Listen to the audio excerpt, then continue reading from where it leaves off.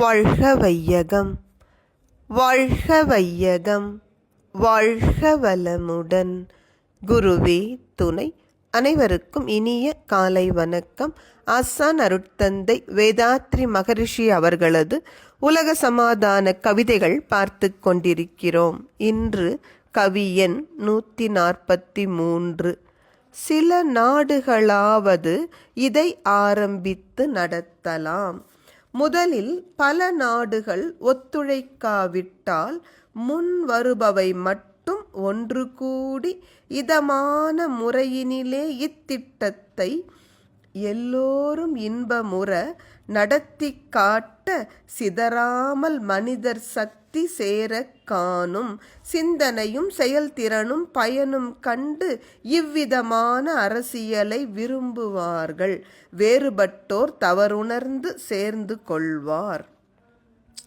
அருட்தந்தை அவர்கள் ஓருலக ஆட்சி ஏற்பட்டால்தான் உலக சமாதானம் நிலையாக மனிதர்கள் வாழ்வில் ஏற்பட முடியும் என்பதை எப்பொழுதும் அழுத்தம் திருத்தமாக வலியுறுத்தி சொல்வார்கள்.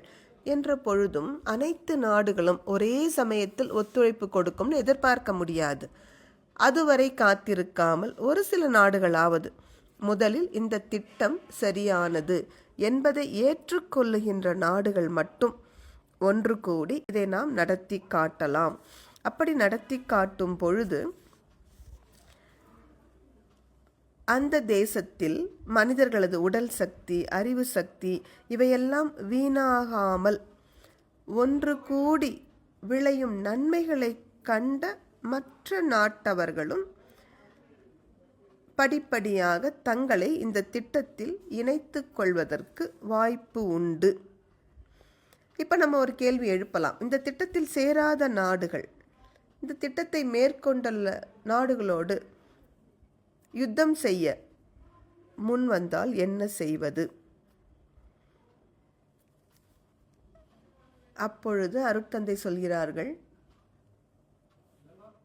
அகிம்சை முறையில் நடந்து கொள்வது மனிதர்களுக்கு புதிது அல்ல. அதுவும் இந்த தேசத்திற்கு அண்ணல் காந்தியடிகள் தான் அகிம்சை முறையை உலகிற்கே அறிவித்தவர்கள்.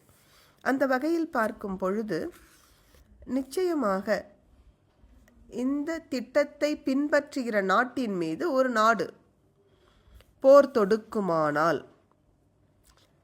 இந்த தேசத்து மக்கள், நீங்கள் போர் தொடுத்தாலும் நாங்கள் பதிலுக்கு சண்டை செய்ய மாட்டோம், நாங்கள் அழிவிற்கு உட்படுகிறோம், ஆனால் எங்களை போன்ற மனிதர்களான உங்களை நாங்கள் ஒரு நாளும் வருத்த மாட்டோம், என்றைக்கிருந்தாலும் நாங்கள் சாகப் போகிறவர்கள் தானே, இன்றைக்கு உங்கள் கைகளால் செத்துவிட்டு போகிறோம் என்று கூறி தாங்கள் மரணம் அடைவதற்கு கூட மனம் துணிந்து வைராகியத்துடன் இருக்கும் பொழுது அந்த பக்கத்தில் இருப்பவர்களும் மனிதர்கள் தானே.